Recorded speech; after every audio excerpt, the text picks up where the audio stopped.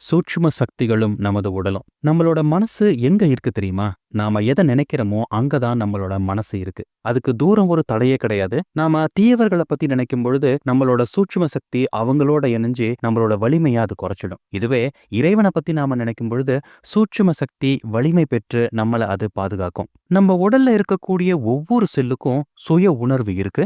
நிலப்பிராண சக்தி உடம்புக்கு உறுதியை தருது. சுகமும் நோயும் வலியும் உணர்வும் நம்மளோட பிராண உடலால உணரப்படுது. பல்வேறு நோய்களோட பதிவுகள் மனோ சரீரத்துல பதிவாகி இருக்கு. சிலரோட கைகள்ல இருக்கக்கூடிய பிராணசக்தி அவங்க சமையலின் மூலியமா ருசியா வெளிப்படும். மருந்தில்லாம மாத்திரை இல்லாம நம்மளுடைய உடலின் நோய்களை பிராண சரீரம் குணப்படுத்துது. மனிதனோட உள்ளுணர்வு தான் அவனோட மிகப்பெரிய வழிகாட்டி. கோயில்கள்லயும் சித்தர் சமாதிகள்லயும் மனித ஜீவனுக்கு ஜீவசக்தி கிடைக்குது. மயக்கம் அப்படிங்கிறது பௌதீக உடலுக்கும் சூட்சும உடலுக்கும் இருக்கக்கூடிய தொடர்போட பாதிப்பு தான்.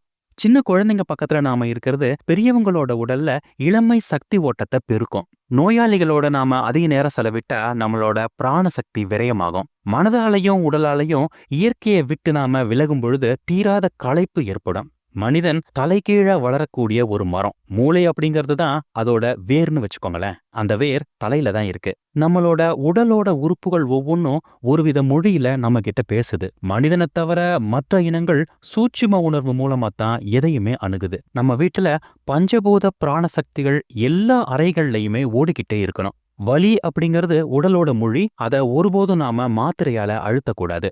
எப்பவுமே நாம நிகழ்கால உணர்வோட தான் இருக்க பழகணும். உடலோட உறுப்புகள் எல்லாமே மனதோட சேர்ந்து இயங்குறது தான் ஆரோக்கியம்னு சொல்லப்படுது. ஏன்னா மனது நோயுற்றதுக்கு அப்புறமா தான் உடலும் நோயுறுது. விவசாய நிலத்துல தாயோட கருவறையில இருக்கக்கூடிய அளவுக்கு பிராணசக்தி இருக்கு. நம்மளோட உடல்ல எங்கெல்லாம் புதிய தண்ணீர் நுழையுதோ அங்கெல்லாம் காற்று பிராணசக்தி நுழையுது. தென்றல் காற்றுல அதே போல அருவி நீர்லயும் அதிக பிராணசக்தி இருக்கு. கடல் நீருக்கு நம்முடைய தீய கர்ம வினைகளை உள்வாங்கக்கூடிய ஆற்றல் இருக்கு. உப்பு நீரை தெளிச்சு நாம வீட்டை கழுவணும் அப்படின்னா சூட்சும தீய சக்திகள் நீங்கிடும். ஒரு நாள்ல சில நிமிடங்களாவது வெட்ட வெளியில செருப்பு இல்லாம நாம நடக்கணும். பிறந்த குழந்தையும் நாள்பட்ட நோயாளியும் ஒரே அறையில தங்குறது நல்லது கிடையாது. சூரிய ஒளியில காய வச்ச துணி பிராண உடல்ல இருக்கக்கூடிய பிராண ஒட்டுண்ணிகளை அழிக்குது.